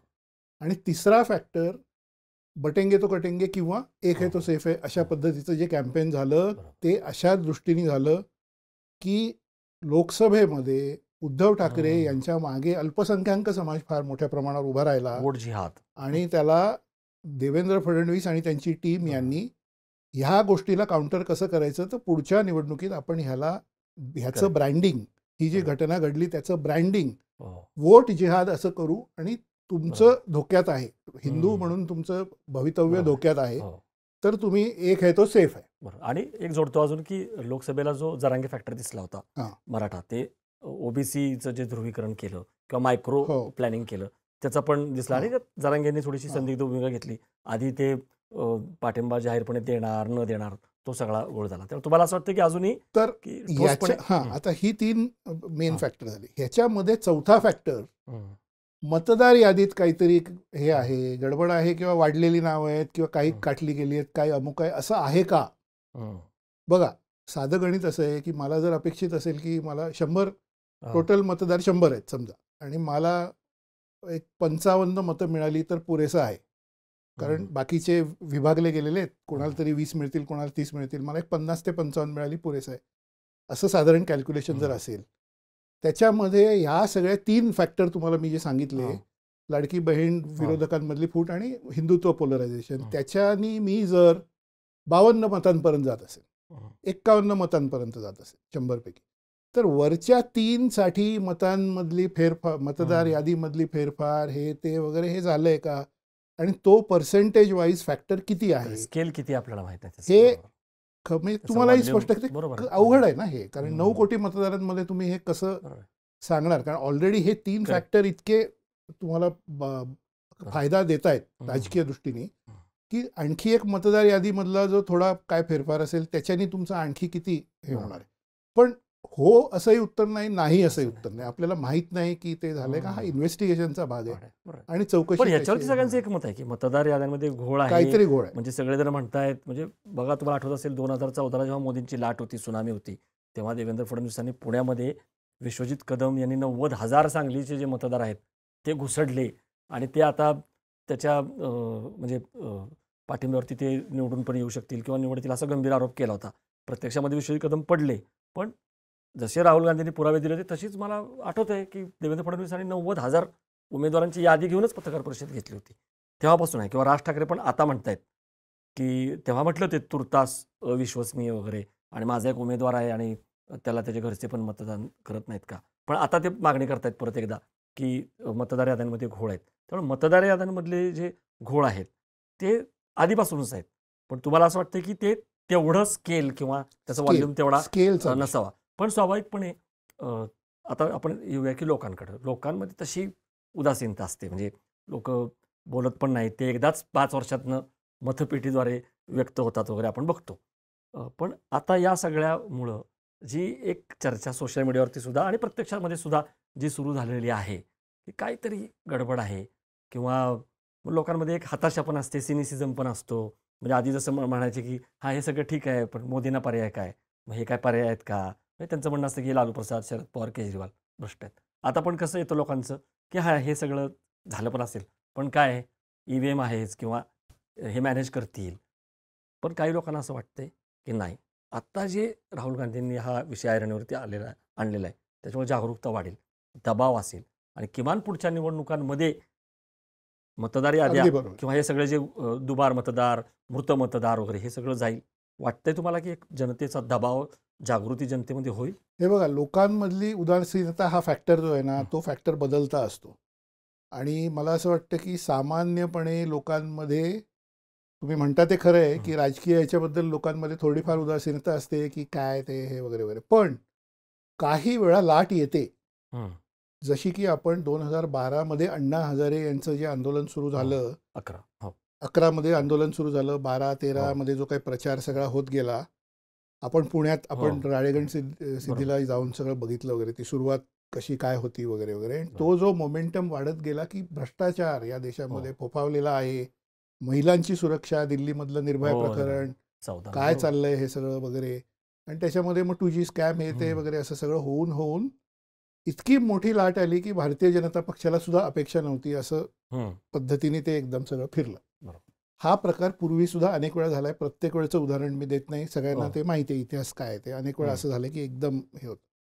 तर जो मतदार उदासीन असतो, जो मतदार अशा विचारात असतो, ग्रामीण भागातला म्हणा, शहरी भागातला म्हणा, की काय फरक पडतो, शेवटी हे काहीतरी करून हेच येणार आहेत, अमुक आहे तमुक आहे. तोच मतदार कुठल्या तरी पॉईंटला एक मुंबईच्या भाषेत म्हणतात की आता माझी सटकली. हम्म. ओके, बरोबर.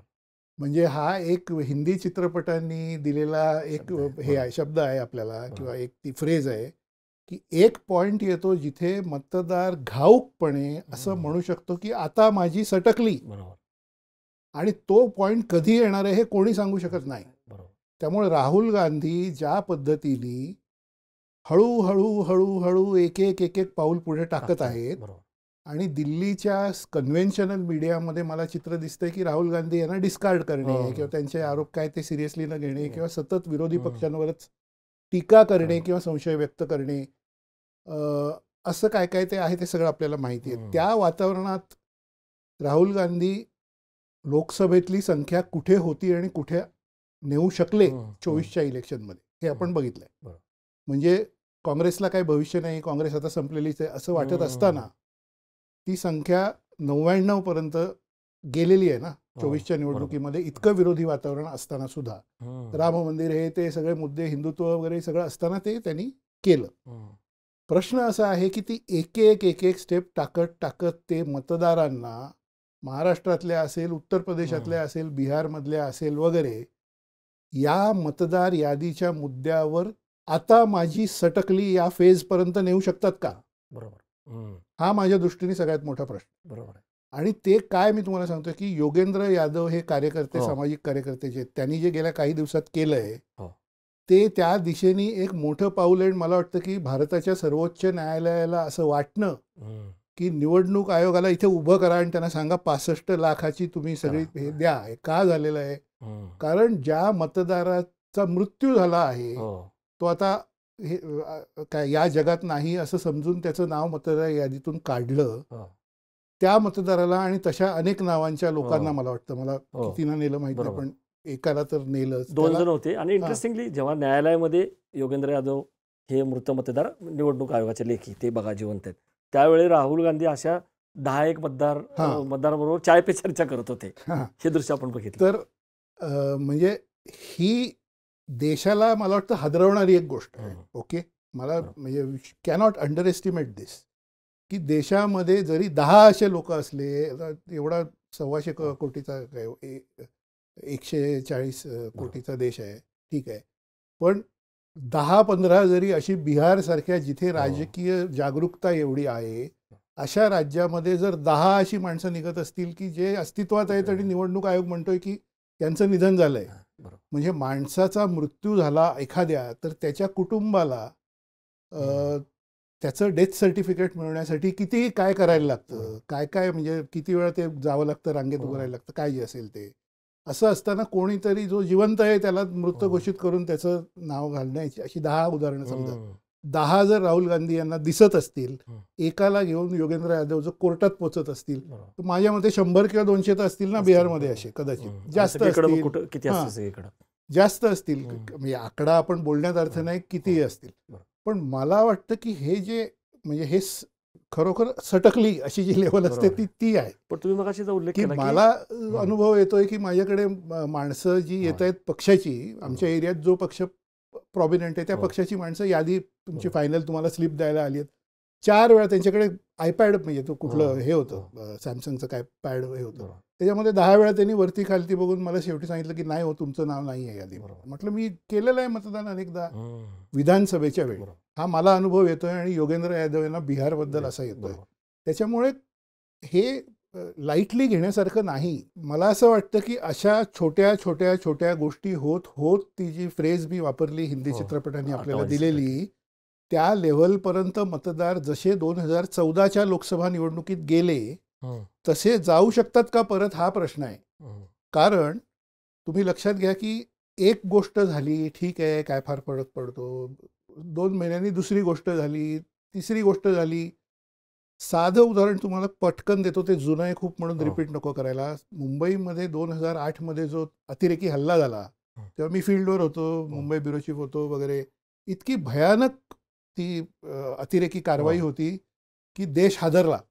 आणि त्याच्यामध्ये गुजरातचे मुख्यमंत्री नरेंद्र मोदी होते. हो, त्यांनी ते- मुंबईत येऊन हं, तिथे ते बोलले Correct. की ह्या हो. देशात काय सुरक्षा हो. वगैरे काय आहे का, अमुक आहे का वगैरे, आणि काय हो. चाललंय, सरकार काय करतंय हो. वगैरे, आणि सगळ्यांना असं वाटत होतं की हे भयानक आहे वगैरे. त्याच्यानंतर 2009 मध्ये लगेच लोकसभा निवडणूक होती. हो. ती लोकसभा निवडणूक मे महिन्यातली मनमोहन सिंग यांच्या सरकारने जिंकली हं, युपीएने. बरोबर. म्हणजे एक काहीतरी हो. वाईट घटना झाली, सरकारवर खूप टीका झाली, अमुक झालं, पण तरी परत लोकांनी 9 मध्ये निवडून दिलं. एका घटनेने एवढा इम्पॅक्ट झाला नाही राजकीय दृष्ट्या हो. देशभरात. 2 घटना झाल्या, 3 झाल्या, 4 झाल्या. हं. भ्रष्टाचाराची स्कॅम झाली, दिल्लीत निर्भया हो. प्रकरण झालं, अण्णा अण्णा हजारेंचं हजारेंचं आंदोलन आंदोलन. सुरू झालं, हे झालं, ते झालं. असं होत होत होत गेल्यावर तो एक मतदाराच्या मनात जो एक स्फोट असतो तो झाला. बरोबर. आणि 14ला मतदारांनी ठरवलं की आता युपीए नको, हं. इट इज इनफ, म्हणजे हे बास झालं. हो. आणि त्या प्रकारे ते मतदान फिरलं. तर मला असं वाटतं की तुम्ही जो प्रश्न विचारला हो. त्याच्यामध्ये असं आहे की सत्ताधारी पक्षाला भीती आहे. हं, आता मला ती दिसते आहे. हं. त्यांच्या मनातली भीती मला दिसते आहे. त्यांचा कॉन्फिडन्स हा बऱ्यापैकी या सगळ्यामुळे ज्याला आपण इंग्लिशमध्ये म्हणतो कॉन्फिडन्स हॅज शेकन. हं, हं, हं. आणि तुम्हाला त्यांची एक बदललेली शैली तुम्हाला दिसायला लागेल, किंबहुना ती शैली तुम्हाला आज स्वातंत्र्य दिनाला दिसलेली आहे. हं, हं, हं. गेल्या काही दिवसात तुम्हाला एक महत्त्वाची गोष्ट मी सांगतो. गेल्या हो. काही दिवसात ज्या प्रकारे देशामध्ये ह्या इलेक्टोरल लिस्ट आणि ह्याच्यावरनं जे वातावरण आहे, ज्या पद्धतीचं हे बिल्डअप होतं आहे, किंवा जनतेत जे एक विरोधी पक्षांमध्ये गॅल्वनायझेशन ज्याला आपण म्हणतो, हो. या मुद्द्यावर हे जे सगळं होत आहे, किंवा वातावरण म्हणून जे काही बदलत आहे त्याचं रिफ्लेक्शन तुम्हाला पंतप्रधान नरेंद्र मोदी यांच्या लाल किल्ल्यावरच्या भाषणात आज दिसलेलं आहे. महत्त्वाचा मुद्दा तुम्हाला मी सांगतो. त्यांनी ज्या प्रकारे निवडणुकीला सामोरे जाताना आश्वासनं देतात तसे हो, दिलेले आहेत तसे आज. दिलेत, बरोबर. हे लक्षात घ्या. महत्त्वाचं चेंज आहे हा. ऑब्झर्वर म्हणून आपण हे लक्षात घेतलं पाहिजे की पुढच्या म्हणजे नरेंद्र मोदी यांनी लोकसभेची निवडणूक जिंकून पंतप्रधान पदावर ते बसले, ह्या गोष्टीला 11, 12, 14 महिने झाले आहेत. हो. आत्ता लगेच त्यांना कुठली इलेक्शन फेस करायची नाही आहे. हं. पण म्हणजे बिहारची आहे, ठीक आहे, बंगालची एक पुढे आहे वगैरे, पण मोठी लोकसभेची इलेक्शन नाही. पण आज त्यांचं लाल किल्ल्यावरचं भाषण तुम्ही जर ऐकलं तर ते असं आहे की दिवाळीपर्यंत तुम्हाला जीएसटी मध्ये अमुक देऊ, तुम्हाला हे सवलती देऊ, तुम्हाला असं देऊ, असा प्लॅन आहे, अमुक आहे, तमुक आहे. हे काय आहे? माझ्या नजरेने मी जे काय अनुभव आणि हे बघतोय, तर हे निवडणुकीला सामोरे जाताना ज्या पद्धतीचं भाषण असतं तसं नाही का तुम्हाला ते वाटत? भाषण, ती देहबोली किंवा ते सगळे हे भाषण आश्वासनांनी भरलेलं आहे. भरलेलं. याच्यामध्ये आज तुम्ही जर सगळे मीडियामध्ये सकाळपासून जर बघितलं तर ते सगळं सरकार आता लवकरच अमुक सवलती देणार आहे, तमुक करणार आहे, जीएसटी मध्ये खूप हे आहे, 15,000 देणार आहे, खाजगी नोकरीमध्ये काय काय सगळ्या अनाउन्समेंट्स आहेत. या काय आहेत? या अशा आहेत की गेल्या 7, 8, 10 दिवसात जे काही वातावरण ढवळून निघालेलं आहे ते कंट्रोलमध्ये आणून आपण परत कमांडमध्ये आहोत हे सिग्नल देशाला देणं हा भाग आहे. भारतीय जनता पक्षाची आत्ता जी काय ओव्हरऑल मशिनरी आहे, त्यांचे नेतृत्व आहे, त्यांचे नेते आहेत, हे अत्यंत प्रोफेशनल आणि चाणाक्ष आहेत, हे लक्षात घ्या. त्यांना बरोबर माहिती आहे की कुठे वातावरण काय, महाराष्ट्रात कुठल्या मतदारसंघांमध्ये अस्वस्थता आहे. पृथ्वीराज चव्हाण म्हणतायत की मी अपिलात जातोय, नितीन गडकरी म्हणतायत की नागपूरमध्ये माझं पण हे झालं वगैरे. डॅमेजिंग आहे हो हे सगळं. इमेज बिल्डिंग आणि इमेज या बाबतीत भारतीय जनता पक्ष हा अतिशय कॉन्शियस आहे. They are very careful. म्हणजे ते त्यांना फार त्याच्याबद्दल ते काळजी घेत असतात. ह्या ज्या सगळ्या गोष्टी झालेल्या आहेत गेल्या सगळ्या, त्याचं तुम्हाला एक काउंटर आजच्या लाल किल्ल्यावरच्या भाषणात दिसलेलं आहे. आणि मला असं वाटतं की महाराष्ट्रात असो, मध्य प्रदेशात असो, हे लाडकी बहीण, लाडली बहिणा, शेतकऱ्यांसाठी अमुक तमुक तमुक हे ना, एक प्रकारची गुरुकिल्ली भाजपला सापडलेली आहे, हे पण आपण विसरता कामा नये. त्यांना हे लक्षात आलंय की निवडणुकीच्या 2, 4, 5 महिने आधी लोकांना सवलती देऊन हे करून वगैरे परिस्थिती नियंत्रणात आणता येते, आपल्या बाजूला वळवता येते. त्यामुळे तसं ते करू शकते. फ्री बेज रेवडी. एक शेवटाकडे येताना असं विचारायचं की परत एकदा राहुल गांधींच्या या सगळ्या मोहिमेमुळं असं पण दिसून आलं की इंडिया आघाडी जी विखुरलेली होती लोकसभेनंतर, नंतर तर मग महाराष्ट्र हरियाणाचे निकाल आले आणि ते आहे की नाही अस्तित्वात असंही वाटायला लागलं. आप बाहेर पडलं होतं. उद्धव ठाकरे राज ठाकरेंच्या बरोबर जातात की काय. पण कुठंतरी राहुल गांधींच्या या मोहिमेनंतर परत एकदा इंडिया आघाडी एकत्र बघायला मिळाली. 300 खासदारांनी आंदोलन केलं. शरद पवारांनी जरी हवा काढून घेण्याचा प्रयत्न केला अशी चर्चा आहे. 2 माणसं मला भेटली होती, तीच राहुल गांधीकडे पाठवली. फार काही त्याचं नाही, ते स्वतः दिसले त्या आंदोलनामध्ये. आणि दुसरीकडं म्हणजे हे इंडिया आघाडीच्या बाजूने असं दिसलं की एक सगळेजण एकत्र आहेत. उद्धव ठाकरे पण पोहोचले तिकडं. ममता बॅनर्जीच्या पण मोहित्रा ज्या आहेत त्या पण तिथं दिसल्या. तेजस्वीनी लगेच स्टेटमेंट द्यायला सुरुवात केली. कुठंतरी एक इंडिया आघाडीमध्ये एक धुगधुगी आली. आणि त्याचवेळी NDAमध्ये धनखड प्रकरणानंतर जो सगळा गोंधळ आहे, भाजपने अजून नवीन अध्यक्ष निवडलेला नाही आहे. आणि काल जे जगन रेड्डी आहेत त्यांनी एक असाच बॉम्ब म्हणायचं की मला माहीत नाही, पण चंद्रबाबू नायडू हे राहुल गांधींच्या संपर्कामध्ये आहेत, गुगली टाकला. गुगली टाकलेला. तर हे सगळं बघता NDA आणि इंडिया आघाडी तुम्हाला काय दिसते पुढच्या याच्यामध्ये? हे बघा, कुठल्याही कॉर्पोरेट पद्धतीने चालणाऱ्या पक्षामध्ये भारतीय जनता पक्ष कॉर्पोरेट पद्धतीने चालतोय, लक्षात घ्या. प्रोफेशनल पद्धतीने चालतो. आपण त्यांच्यावर टीकाही करू, त्यांचे चांगले गुण आहेत तेही सांगू. शिस्त या बाबतीत ते अत्यंत प्रोफेशनल आहेत. त्यांची रचना अत्यंत प्रोफेशनल आहे. त्यांचं काम करण्याची पद्धत, मतदारांशी संपर्क, त्यांची सगळी नियंत्रण हे कॉर्पोरेट शिस्तीप्रमाणे चालतं. आणि परफॉर्मन्स कोणाचा कसा आहे वगैरे ह्याचं ते बसून सतत त्याचं ॲनालिसिस आणि मीटिंग आणि हे सगळं सुरू असतं. याच्यामध्ये कॉर्पोरेट जगतात काय असतं, मी कॉर्पोरेट वर्ल्डमध्ये काम खूप वर्ष केल्यामुळे मला ते माहिती आहे की एक असतं फ्रंट ऑफिस समोर आणि एक असतं बॅक ऑफिस. आता फ्रंट ऑफिस हे असं आहे की ते तुमचे जे कस्टमर आहेत, तुमचे जे ग्राहक आहेत, तुमचे कोण जे आहेत त्यांना दाखवण्यासाठी, त्यांना इम्प्रेस करण्यासाठी, त्यांना कन्व्हिन्स करून त्यांना सेल त्यांच्यापर्यंत नेण्यासाठी, मार्केटिंगसाठी ते असतं. त्याच्यामध्ये केवळ छान चित्र हे मांडलं जातं. कुठल्याही तुम्ही कॉर्पोरेट ह्याच्यामध्ये बघा, त्याच्यामध्ये सगळं चकचकीत असतं, सगळं छान असतं वगैरे. बॅक ऑफिसमध्ये काय असतं, बॅक ऑफिस ही चिंता करण्याची जागा असते. तिथे बसून आपण चिंता करतो, चिंतन करतो. काय करतो तर अरे इथे आपला प्रॉब्लेम झालेला आहे, इकडे आपला हा सेल खाली चाललेला आहे, अमुक जिल्ह्यामध्ये आपलं काय बरोबर नाही आहे, तमुक ठिकाणचा आपला माणूस हा आपल्याला सोडून प्रतिस्पर्धी याच्यात जातोय, हे ह्याच्यावर काय करायचं, हे सगळं बोलण्याची बॅक ऑफिस ही जागा असते. हे मी मुद्दाम उदाहरण देतोय, आपल्या प्रेक्षकांना साधारण लक्षात येतं, कारण खूप लोक अशा प्रायव्हेट कंपन्यांमध्ये काम करतात म्हणून, शहरांमध्ये विशेषतः. आता ह्याच्यात कसं आहे की भाजपचं फ्रंट ऑफिस हे म्हणजे नॉयडा मीडिया, दिल्लीचं सगळं त्यांचं हे मोदींच्या सभा, त्यांचा सगळा प्रचार दौरे, त्यांचे इव्हेंट वगैरे हे सगळं आहे, ज्याच्यामध्ये तुम्हाला असं दिसेल की ते अतिशय कॉन्फिडंट, अतिशय धडाडीने काम करतायत, पुढे चाललेले आहेत, सगळं देश विकासाकडे चालला आहे वगैरे. हे फ्रंट ऑफिस आहे. बॅक ऑफिस आहे जिथे अमित शहा जास्त करून सगळं कंट्रोल करतायत, बाकीचेही काही नेते आहेत, महत्त्वाचे काही नेते आहेत. तिथे चर्चा अशी आहे की चंद्राबाबू काय करू शकतात, नितीश कुमारचं काय करायचं, बिहारमध्ये हे इलेक्शन कमिशनचं सगळं एवढं झालं आहे त्याच्यावर काय करायचं. या सगळ्याचा कोर असा आहे की मागच्या निवडणुकीमध्ये आपल्याला 300, आपण जरी 400 पार म्हणत असलो तरी 300 असं एक आपलं सगळं असेसमेंट होतं. ते 300 सोडा 250 सुद्धा न होता 240 झालेलं आहे. त्याच्यामुळे कुठेतरी आपल्याला सगळ्या गोष्टी परत एकदा अलाइन करणे, सगळ्या गोष्टी परत बघणे, कुठे काय महाराष्ट्रात, उत्तर प्रदेशात, मध्य प्रदेशात, दक्षिणेमध्ये या सगळ्या गोष्टी रिअलाइनमेंट कशा करायच्या, काय करायचं ह्याची चिंता करणे, त्याचं चिंतन करणे, वैचारिक सगळं हे करणे, हे बॅक ऑफिसमध्ये चालू आहे. ते आत्ता चालू आहे, मला माहिती आहे आत्ता चालू. आता ह्याच्यामध्ये काय आहे की RSSचा एक रोल महत्त्वाचा आहे. आणि RSSमध्ये असं कळतंय की they are thinking of next leadership. Correct. आता ते काय आत्ता होईल, 2 वर्षात होईल, 4 वर्षात होईल, लगेच होईल असं नाही, पण कुठल्या तरी पॉईंटला ते करायचं आहे. आणि RSSमध्ये आपले अनेक मित्र असल्यामुळे ते आपल्याला सांगतायत की त्याचं थिंकिंग आत्तापासून सुरू झालेलं आहे. त्याचं थोडं थोडं तुम्हाला मीडियामध्ये दिसायला लागलंय. की is RSS thinking about next leadership, म्हणजे ते ज्या प्रकारे विचार करतायत, काय नावं, कुठलं काय आहे वगैरे वगैरे. कारण कुठल्याही राजकीय यंत्रणेला हे माहीत असतं की एक कुठलं तरी आपण जे उभं केलेलं आहे त्याला एक कायमचं आहे तसं राहू शकत नाही. राजीव गांधींचं उदाहरण बघा.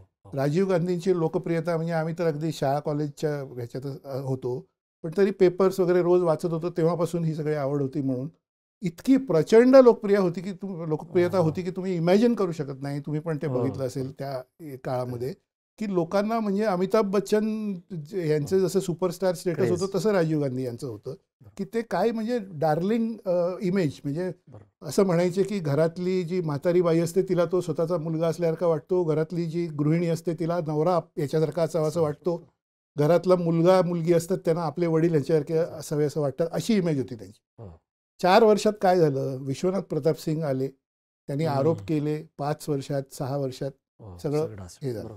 त्यामुळे नरेंद्र मोदी यांच्या बाबतीत 10 वर्ष ते टिकवू शकलेले आहेत या सगळ्या गोष्टी, आणि यंत्रणा आणि हे सगळं मजबूत आहे, ते प्रोफेशनल आहे. पण पुढचा विचार हा त्यांना करावा लागेलच, कारण एवढ्या सगळ्या डिलिव्हरीज करून म्हणजे ह्या काय गोष्टी डिलिव्हर केल्या आहेत त्या आर्टिकल 370 जे की RSSचं किंवा संघ परिवारातल्या सगळ्या संस्थांचं 50 वर्षापासूनचं हे होतं की 370 गेलं पाहिजे, राम मंदिर झालं पाहिजे, हा 30 वर्षापासूनचा विषय होता, ट्रिपल तलाक सारख्या गोष्टी असतील, हे सगळं संशोधन सगळ्या डिलिव्हर करून झालं अजेंडा म्हणतो तो जो ठरला होता त्याप्रमाणे मोदी यांच्या नेतृत्वाखाली डिलिव्हर झाला असताना सुद्धा 240 हे त्यांना डिसअपॉइंटिंग वाटतं. मला मी समजू शकतो की त्यांना प्रश्न पडलाय की आणखी काय, म्हणजे हे सगळं आपण केलंय, त्याच्या व्यतिरिक्त गरिबांना मोफत अन्न, म्हणजे ग्रामीण भागासाठी इन्फ्रास्ट्रक्चर, अनेक सुविधा, हे ते वगैरे विकासाची कामं वगैरे हे आहे, डिनाय करण्यात अर्थ नाही, केलेलं आहे. हायवेज बघा तुम्ही, एअरपोर्ट्स बघा, वंदे भारत ट्रेन वगैरे सगळं. असं असताना सुद्धा आपण 240ला का आलो? हे सगळं असताना सुद्धा जगदीप धनखड यांच्यासारखे उपराष्ट्रपती हे अचानक राजीनामा देऊन कुठे काही गप्प होऊन कुठे गेले का गेले, काय झालं? हे धक्का देणाऱ्या गोष्टी आहेत ना. हा बॅकरूम मधला एक्सरसाइज आहे की हे सगळं काय चालू आहे आणि हे कसं पुढे ट्रॅकवर आणायचं किंवा मॅनेज करायचं. समोरचं चित्र एक आहे जे आपल्याला मीडियामध्ये, सगळं कन्व्हेन्शनल मीडियामध्ये दिसतंच आहे रोज, आजचं भाषण असेल, बाकी असेल, बॅकरूममध्ये हे आहे.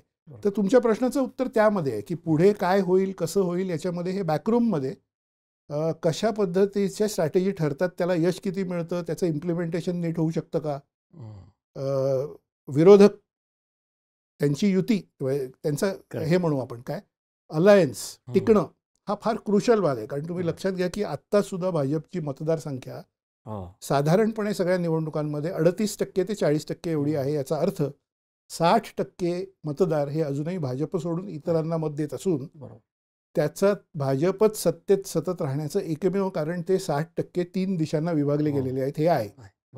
ते जर त्या 60 मधले 50 जरी एकत्र आले, 50% जरी एक अलायन्स म्हणून उभे राहिले, 10% असे राहतीलच की जे वेगळे राहतील असं धरू आपण, डावे असतील किंवा आणि कोण असतील, तरी भाजपला मोठा चॅलेंज निर्माण होऊ शकतो. त्यामुळे विरोधकांमधली एकी ज्या पॉईंटपासून तुम्ही ह्या प्रश्नाची सुरुवात केली की इंडिया अलायन्समध्ये परत कुठेतरी थोडं हे झालेलं दिसतंय, तर ते टिकतं का?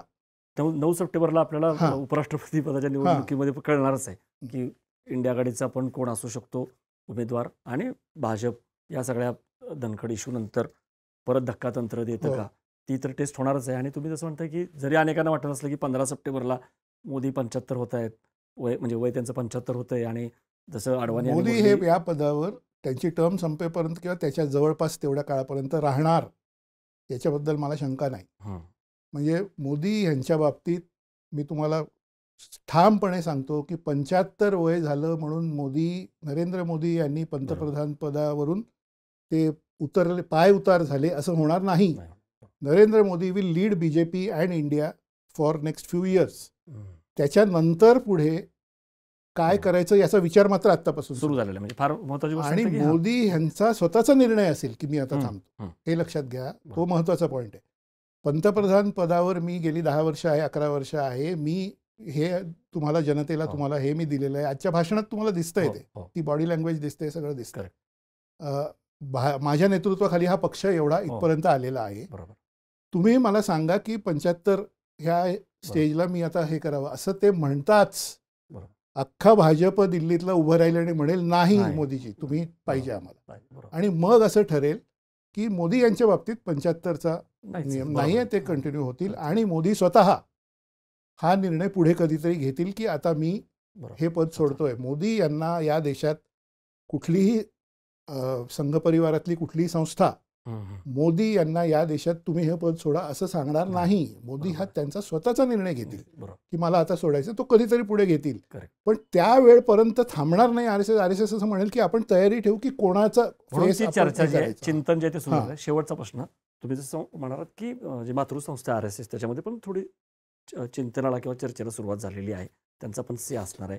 आजच 100 वर्ष पूर्ण होत आहेत म्हणून मोदींनी पण भाषणामध्ये गौरवपूर्ण उल्लेख केला. पण काही दिवसापूर्वी जे स्वामी आहेत त्यांनी असा उल्लेख केला गोविंदगिरी की भाजप नाही तर आरएसएसमध्ये सुद्धा जे बाहेरून लोक येत आहेत त्यांनी प्रदूषित झालेला आहे संघ. म्हणजे भाजप तर माहितीच आपल्याला ज्या पद्धतीने इन्कमिंग आणि कोण कोण घेतले काय काय, पण आरएसएसच्या माणसाने असं म्हणणं शताब्दी वर्ष तोंडावरती असताना की संघ सुद्धा प्रदूषित झालेला आहे, तर याचा काय अर्थ घ्यायचा? मला असं वाटतं की हे जे फिलिंग आहे त्यांनी जे मांडलेलं आहे, गोविंदगिरी महाराज यांनी पुण्यामध्ये भाषणामध्ये हे जे वक्तव्य केलं त्याच्या हेडलाईन्स छापून आले सगळीकडे.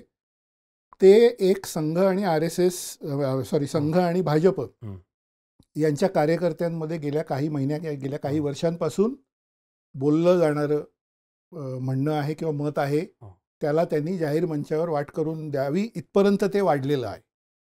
आणि आपण पुण्यातून हे सगळं बघतोय.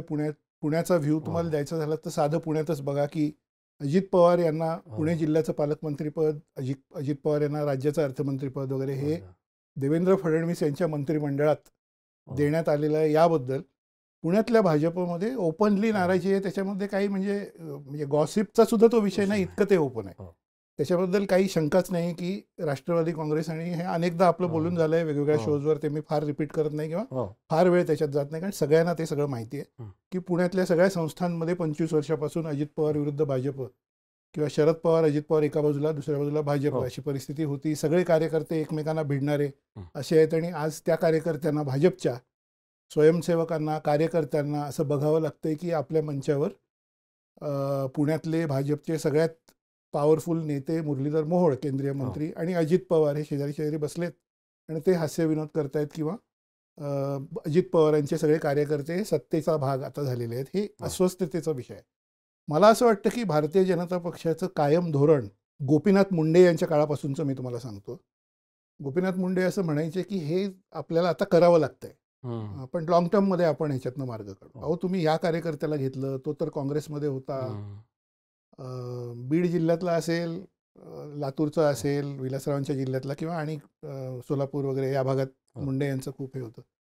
नाही मी त्याला ओळखतो, तो काँग्रेसचा हे आहे वगैरे, फार काम करतो हा मुलगा आणि फार त्याला बॅकिंग आहे, अमुक आहे. हे आता सध्यापुरतं आपण त्यांना घेतोय कारण आपल्याला ते राजकीय हे आहे, गरज आहे, आपल्याला ते करायला पाहिजे, आपला पक्ष वाढवायचा आहे, आपल्याला हे करायचं असं ते म्हणायचे.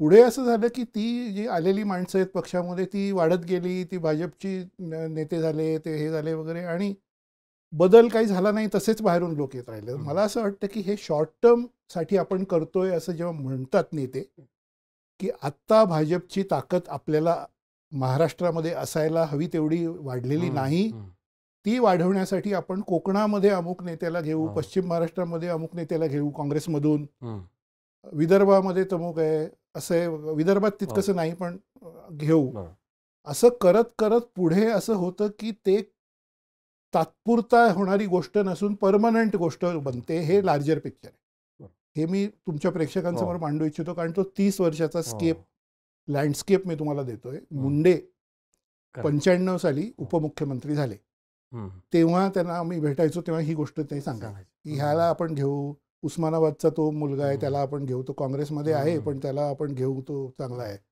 तोच पुढे नेता, भाजपचा तिथला नेता, भाजपवाला असं झालं, त्याचं ओरिजिनल काँग्रेसचं आहे आणि भाजपसाठी त्याच्या आधीच्या 20 वर्षापासून जे काम करणार आहेत ते बाजूला झाले. मुंबईमध्ये सुद्धा तुम्हाला हेच दिसेल. याच्यावर सोल्युशन काय?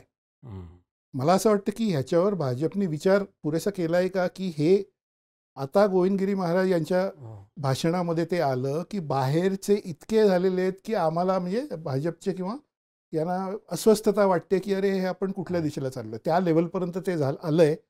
आणि मला असं वाटतं की भाजपच्या लिडरशिपला या सगळ्या गोष्टी माझ्यापेक्षा तुमच्यापेक्षा जास्त समजत असतील. आतून ते सगळं बघतायत, ठरवतायत काय करायचं वगैरे. याच्यावर त्यांच्याकडे सोल्युशन आहे का हा विषय मला माहीत नाही. कारण डाव्या बाजूला अजित पवार आणि उजव्या बाजूला राधाकृष्ण विखे पाटील हे जर तुमच्याबरोबर बसत असतील मीटिंग्समध्ये किंवा अन्य गोष्टीमध्ये, तर हे तर काँग्रेस आणि राष्ट्रवादीचे म्हणजे मोठे नेते आणि खूप वर्षापासून मंत्रिमंडळात, काँग्रेसच्या मंत्रिमंडळात, UPA सरकारमध्ये काम केलेले असे आहेत. तर त्यांना आपण बरोबर घेऊन सरकार करतोय असं यांनी आता ठरवलंय. त्याला काय करणार म्हणजे. आणि त्याच्यातला आयरनीचा भाग असा आहे, उपरोधाचा भाग असा आहे, जो बोलून मी ह्या प्रश्नाचं उत्तर संपवतो की उपरोध किंवा आयरनी ही की 25-30 वर्षापासून हिंदुत्वाच्या मुद्द्यावर आपल्याबरोबर असलेले उद्धव ठाकरे हे आपले विरोधक आणि ज्यांच्याशी आपण 25 वर्ष लढतो आहे, पुण्यात लढतो आहे, अहमदनगर जिल्ह्यात लढतोय, ते राधाकृष्ण विखे पाटील किंवा अजित पवार हे आपल्या बरोबर मंत्रिमंडळात. ही म्हणजे काय आता ह्याच्यावर काय बोलायचं हे मला. शेवटचा प्रश्न जिथून सुरुवात केली तिथून राहुल गांधींनी आता जे काही मोहीम सुरू केली आणि ज्याला प्रतिसाद मिळताना दिसतोय, आता यात्रा पण काढतायत, ठिकठिकाणी जात आहेत, प्रेझेंटेशन करतायत, ज्याला भारत जोडो 2 किंवा राहुल 2 असंही म्हटलं जातंय. तर त्या दृष्टीने परत एकदा म्हणजे इंडिया आघाडीला एक दुगदुगी देणं आणि स्वतःचं नेतृत्व परत प्रस्थापित करणं. कारण राहुल गांधींकडं वय आहे, वेळ आहे. त्यांच्यावरती तुम्हाला काय वाटतं? जसं तुम्ही मोदींचं सांगितलं की कुठंतरी मोदी स्वतः निर्णय घेतील, जी चर्चा जरी सुरू असली बॅक ऑफिसला तरी लगेच काय होणारी गोष्ट नाही आहे. राहुल गांधींच्या बाबतीत तुम्हाला काय वाटतं? राहुल गांधी यांच्या बाबतीत काही गुण आपल्याला गेल्या काही वर्षात दिसले. त्याला आपण म्हणजे तुम्ही जो उल्लेख केला राहुल 2.0 असं आपण म्हणू हल्लीच्या कॉर्पोरेट भाषेमध्ये. It is Rahul 2.0 that you are watching. आणि त्याच्यात काय आहे की पूर्वीच्या सगळ्या इमेजबद्दलच्या गोष्टी होत्या की अय्याश तरुण आहे, मोठ्या घरातला, बाबा लोक ज्याला दिल्लीमध्ये शब्द आहे की बड्या घरची मुलं म्हणजे बाबा लोक, ते मर्सिडीज गाड्या काढून संध्याकाळी फिरणार, पार्ट्या करणार, परदेशी जाणार, हे करणार वगैरे असे आहेत, त्यांना काही इंटरेस्ट नाही वगैरे.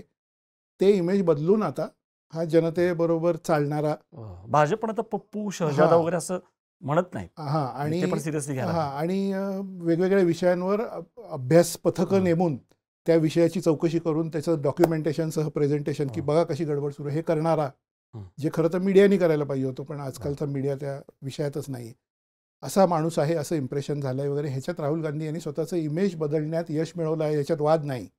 आणि ते त्यांचे गुण आहेत की त्यांनी स्वतःला त्यांनी बदललं, ते फिजिकली फिटनेस त्यांचा, चालणं, हे ते सगळं म्हणजे हे आहे.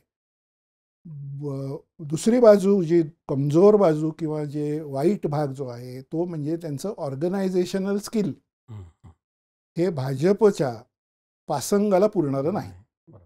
म्हणजे आज परिस्थिती अशी आहे की त्यांनी महाराष्ट्रात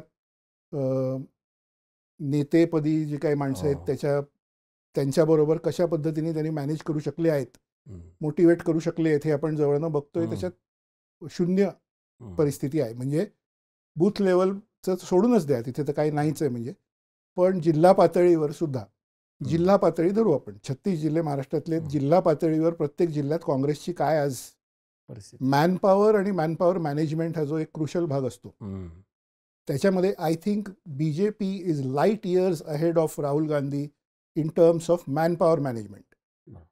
ह्याच्यामध्ये पॉलिटिक्समध्ये तुम्हाला माणसं मॅनेज म्हणजे काय, वाईट अर्थाने मॅनेज नाही म्हणत, माणसांना मोटिवेट योग्य वेळी करणं, त्यांना रेप्रिमांड योग्य वेळी करणं, त्यांच्याकडून काम काढून घेणं, त्यांना इन्सेंटिव्ह देणं, कोण करतोय कोण करत नाही ह्याचं जेन्युइन असेसमेंट करून त्यांना तसं रिवॉर्ड देणं किंवा मागे ठेवणं. तर एकदा राम शिंदे हे मुंबईला आता जे भाजपचे नेते आणि अध्यक्ष आहेत ते बोलताना म्हणाले होते की भाजपमध्ये मला अनुभव असा आला, आम्ही एका चॅनलच्या ऑफिसमध्ये बसलो होतो, त्या 5 राज्यांच्या निवडणुकांचे निकाल आले तेव्हा चहा पिता पिता ब्रेकमध्ये गप्पा मारत होतो. ते म्हणाले, ते तुम्हाला एक्झाम्पल म्हणून सांगतो, ते म्हणाले मी भाजपमध्ये गेली काही वर्ष बघतोय, तिची सिस्टीम अशी आहे की बरोबर काम तुम्ही करताय की नाही ह्याचा एक वॉच ठेवला जातो सतत, आणि तो वॉच अशा पद्धतीने असेसमेंट कोण करत असतं आपल्याला माहीत नाही पण ती होत असते. आणि जे काम नीट करत नाही असं वाटतं ते आपोआप बाजूला, त्यांनी असे हात केले ते असे बाजूला पडत जातात. आणि तुम्हाला ते मोटिवेशन नाही, आपण काम केलं पाहिजे, आपण पुढे राहिलं पाहिजे, आपण मधल्या प्रवाहात राहिलं पाहिजे. ही सिस्टीम त्यांनी आम्हाला एक्सप्लेन करून सांगितली होती 2-3 मिनिटात, की ती कशी असेसमेंट होते, काय होते, कोणावर लक्ष ठेवलं जातं, हा काय करतोय, कुठून तरी लक्ष ठेवलं जातं, काय केलं जातं. आता बिग ब्रदर इज वॉचिंग असं तुम्ही त्याला म्हणा, ते निगेटिव्ह कनोटेशन आहे त्या वाक्यामध्ये जॉर्ज ऑरवेलच्या. पण निगेटिव्ह नाही, आपण पॉझिटिव्ह हे बघू की असेसमेंट तुमची कामाची करणं हे काँग्रेस पक्षामध्ये राहुल गांधी यांना जमलेलं नाही. त्यांची माणसं सोडून जाण्याचं प्रमाण फार आहे, ज्याला कॉर्पोरेट भाषेमध्ये ॲट्रिशन रेट म्हणतात. करेक्ट. ॲट्रिशन रेट इज अनबिलिव्हेबली हाय. म्हणजे आज जो माणूस काँग्रेस पक्षाची बाजू म्हणतोय चॅनलवर बसून, तो 6 महिन्यांनी काँग्रेस पक्षात असेल की नाही सांगता येत नाही, अशी परिस्थिती झालेली आहे. ही त्यांची वीक बाजू असल्यामुळे त्यांचे लिमिटेशन्स हे उघड आहेत. एकच त्यांच्यासाठी मार्ग मला दिसू शकतो, तो असा आहे की सगळ्या पक्षांची मिळून मोट बांधण्यात यश जर मिळालं आणि ते भाजप च्या कारभारावर जनतेतली नाराजी जर वाढली तर ते होऊ शकतं. आणि हा त्यांच्यासाठी एक आशेचा किरण असू शकतो की ते जर झालं तर त्यांच्यासाठी काहीतरी भविष्य आहे. तुम्ही म्हणता तो फॅक्टर अर्थात आहे की त्यांचं एज, त्यांच्याकडे अजून 2-3 दशकं असल्यामुळे त्या काळात काय करतात हे बघायचं. सर, खूप धन्यवाद. तुम्ही तपशीलवार म्हणजे वोट चोरीच्या मुद्द्यापासून, म्हणजे तो मुद्दा जो आहे तो जरी असला तरी तो पुरेसा नाही आहे, तुम्ही हेही सांगितलं. आणि त्याचा काय इम्पॅक्ट होऊ शकतो, अगदी बिहारमध्ये काय होऊ शकतो, तो महाराष्ट्राच्या निवडणुकीमध्ये होऊ शकतो, तेही सांगितलं. पण दुसरीकडं भाजपच्या तुलनेमध्ये काँग्रेसला अगदी बूथ यंत्रणेपासून जी संघटनात्मक काम आहे त्याच्याकडे लक्ष दिलं पाहिजे हेही सांगितलं. नरेंद्र मोदी सध्या काय विचार करतात किंवा संघ, आणि अर्थातच राहुल गांधी यांच्या जमेच्या बाजू असतील किंवा त्यांच्या वीक बाजू असतील त्याही सांगितल्या. प्रेक्षको, तुम्हाला ही चर्चा जी आहे वोट चोरीच्या मुद्द्याच्या अनुषंगाने आम्ही जी केली ती तुम्हाला कशी वाटली? रोहित सरांनी जे मांडलेले मुद्दे आहेत ते तुम्हाला पटले का? तुमची स्वतःची या सगळ्याबद्दल काय मतं आहेत, तुमच्या काय प्रतिक्रिया आहेत, त्या पण तुम्ही कमेंट बॉक्समध्ये जरूर नोंदवा आणि बघत राहा बोलबिडू.